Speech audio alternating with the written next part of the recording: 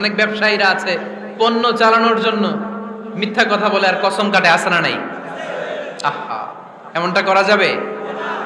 সকালবেলা স্ত্রীরে বলে এই গরুগুলা বিক্রি করবো, তুই একটা দাম কত কমো? স্ত্রীরে শিখাই দিচ্ছে এই গরুর দাম তুই 40,000। তো বউ বলে ঠিক আছে, দাম কইলাম 40,000। তো এরপরে বাজারে যখন গরু বিক্রি করতে যায়, একজন যখন বলে যে ভাই এটা 30,000 টাকা দিয়ে কিনবো, কয় ভাই আল্লাহর কসম সকালে একজন 40,000 দাম কইছে, আমি দেই নাই। আছে না নাই? কৌশল করে, বউরে শিখাইছে সকালে, তুই দাম কর 40,000। তো বাজারে যে সকালে একজন দাম করছে, দাম করে কইছে 40,000 দেই নাই, আপনারা 30,000 কেমনে দেই? এরকম ডাকাইত আছে না নাই? আলহামদুলিল্লাহ লক্ষ্মীপুরে এরকম লোকজন নাই। আরে নাই, আমি কই নাই, এরা কই আছে। লক্ষ্মীপুরের মানুষ খুব ধার্মিক, আমি জানি। লক্ষ্মীপুর, নোয়াখালী, ফেনী এই বেল্টের লোকজন খুব আল্লাহওয়ালা। এদের মধ্যে আল্লাহওয়ালার সংখ্যা বেশি,